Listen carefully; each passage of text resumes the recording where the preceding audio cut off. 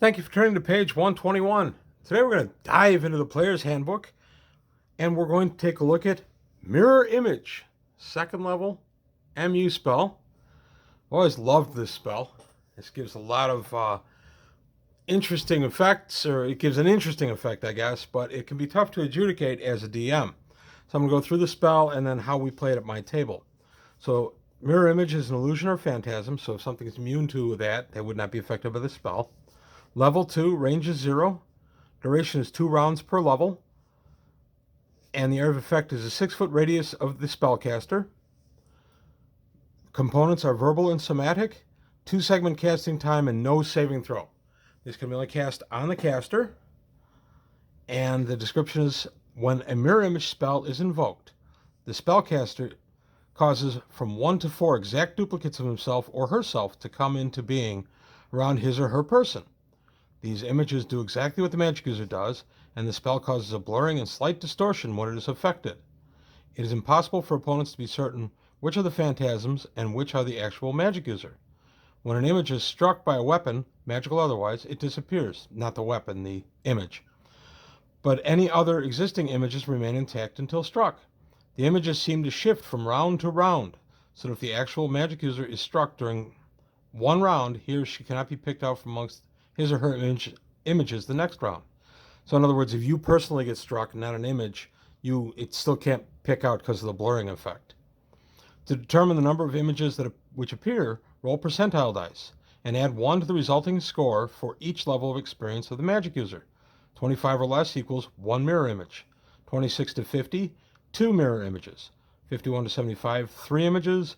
75 to 100, 4, or it could be greater than 100, 4. At the expiration of the spell duration, all images wink out. So that's a lot of stuff going on here for just a second level spell. So we're going to go ahead and we're going to talk about our 10th level caster who's going to be casting the spell. 2-segment casting time. It's going to last for 20 rounds, 20 minutes. That's really good, actually. So let's see how he does on his rolls. Here's his percentage dice.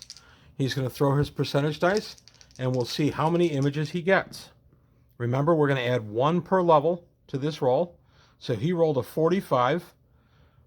The raw roll would only get him 2 images, but we're adding 10 to it. It's 55, which is greater than 70, or 51 to 75 gives me 3 images. So yay, I get 3 images. Now remember, that's 3 images plus him. This is an area we had a lot of problems with early in D&D. Everybody tended to forget that the original image is there as well. So in this case, there's 3 images plus him, so a total of 4. So the way we play this at my table to determine if you strike an image or if you strike the person is we throw an appropriate die, in this case a 4-sider. We have 2 4-siders. The purple 4-sider is going to indicate the caster, and this pinkish one is going to indicate the victim. So I'm going to go ahead and, so for instance, if I throw a 3 and a 3, then the caster himself has been struck. That's the bad news. The caster's been hit. The good news is you don't lose an image. So remember, we have 3 images plus the caster. So the attacker is going to throw, and he throws a 2. Hard to see at this angle, I know, but he threw a 2. And I throw a 2, which means we match, which means despite the images, my caster has been struck. So the images didn't do anything. The good news is I still have 3 images. We go to the next round. Bad guy swings and hits again, this time on a 3. I roll a 1. That means he struck an image. One of the images disappears. That leaves me 2 images plus myself. Now, we're going to change over to 6-sided dice. These will be a little easier to read anyway.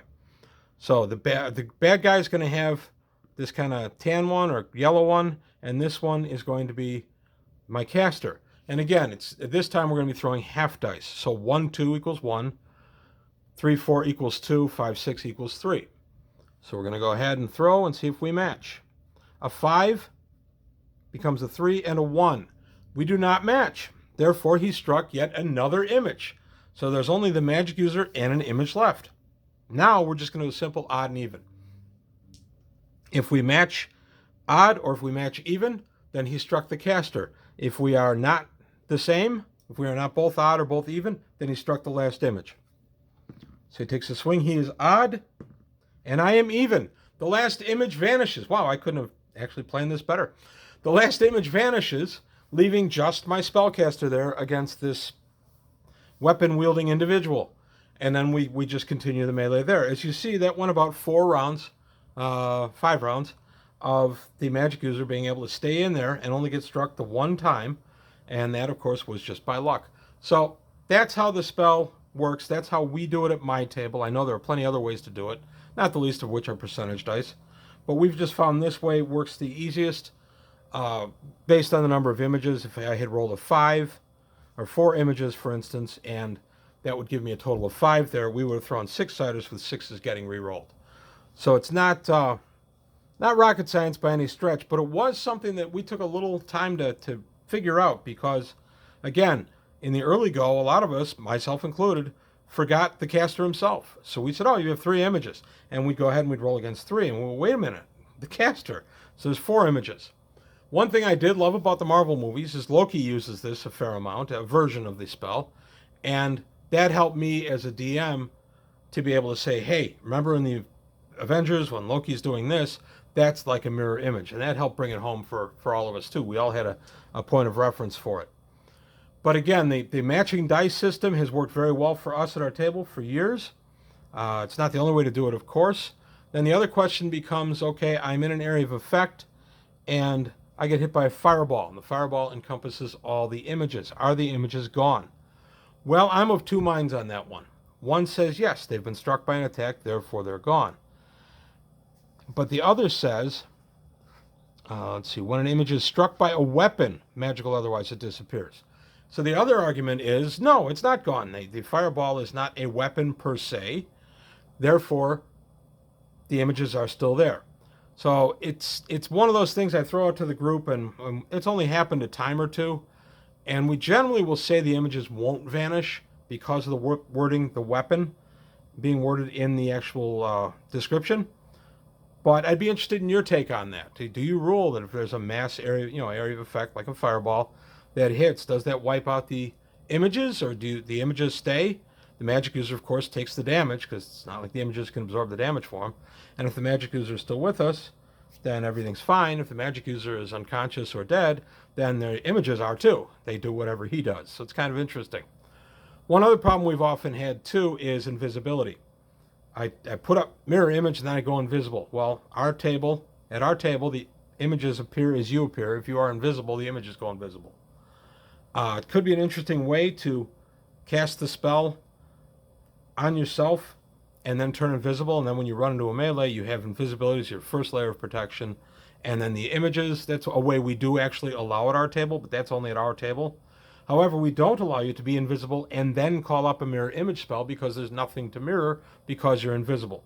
And I know the magic doesn't need to see and blah, blah, blah, but that's just how we rule it at my table.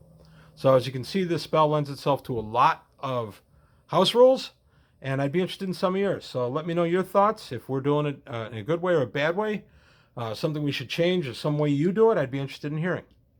But that's all I've got for today on page 121. I want to thank you for your time. Thanks for watching. And be careful of those mirror images, and I'll see you next time.